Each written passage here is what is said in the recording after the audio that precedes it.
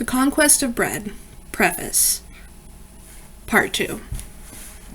However, when a new revival came about 1866, when communism and collectivism once more came forward, the conception as the means of their realization had undergone a deep change. The old faith of the political democracy was gone, and the first principles upon which the Paris working men agreed with the British trade unionists and Owenists when they met in 1866 at London was that the emancipation of the working men must be accomplished by the working men themselves. Upon another point they also fell in. It was that the labor unions themselves would have to get a hold of the instruments of production and organize production themselves.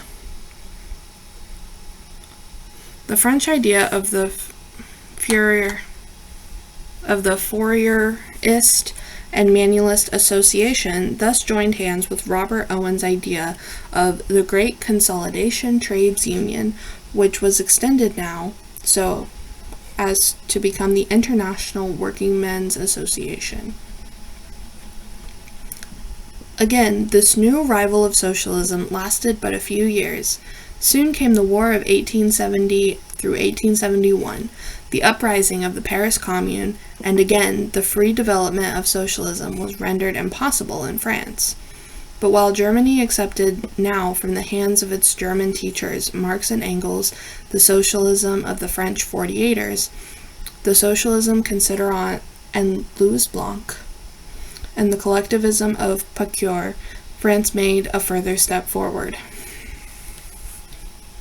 In March 1871, Paris had proclaimed that henceforward it would not wait for the retardatory portions of France and intended to start within its commune its own social development. The movement was too short-lived to give any positive result.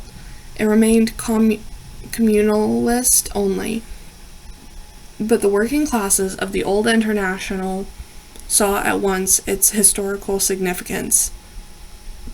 They understood that the free commune would be henceforth the medium in which the ideas of modern socialism may come to realization. The free agro-industrial communes of which so much was spoken in 1848 need not be the small phalansteries or small communities of 2,000 persons. They must be vast agglomerations, like Paris, or still better, small territories.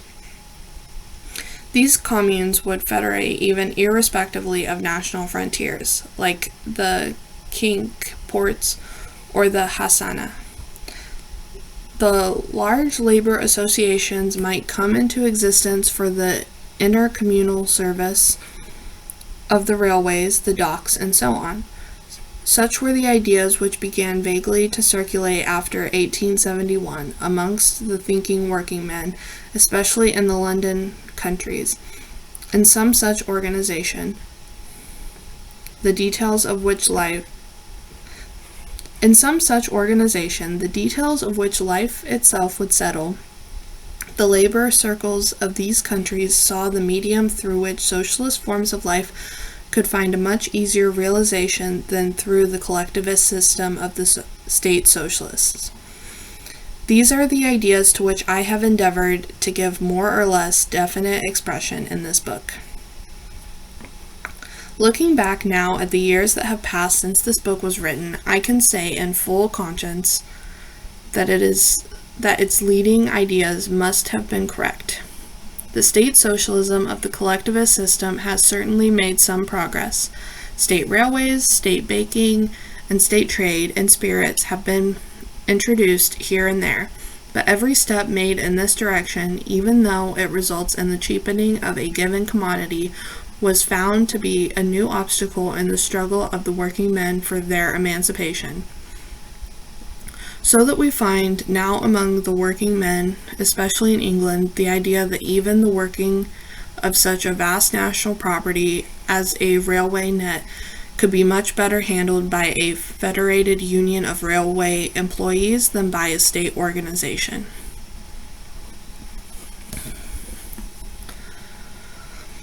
On the other side, we see that countless attempts have been made all over Europe and America, the leading idea of which is, on the one side, to get into the hands of the working men themselves wide branches of production, and on the other side, always to widen in the cities and the circles of the function which the city performs in the interest of its inhabitants.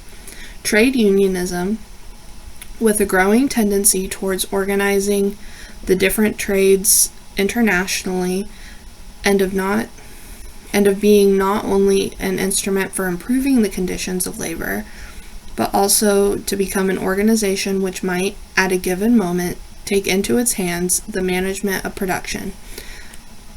Corporativism, both for production and distribution, both in industry and agriculture, and attempts at combining both sorts of cooperation and experimental colonies, and finally, the immensely varied field of the so-called municipal socialism. These are the three directions in which the great amount of creative power has been developed lately. Of course, none of these may, in any degree, be taken as a substitute for communism, or even for socialism, both of which imply the common possession of the instruments of production. But we certainly must look at all the just mentioned attempts as upon experiments, like those which Owen, Fourier, and St. Simon tried in their colonies. Experiments which prepare human thought to conceive some of the practical forms in which the communist society might find its expression. The synthesis of all these partial experiments will have to be made some day by the constructive genius of some one of the civilized nations, and it will be done.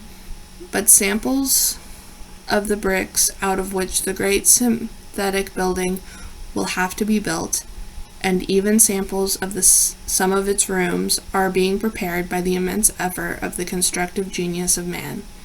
Kent Bromley, October 1906.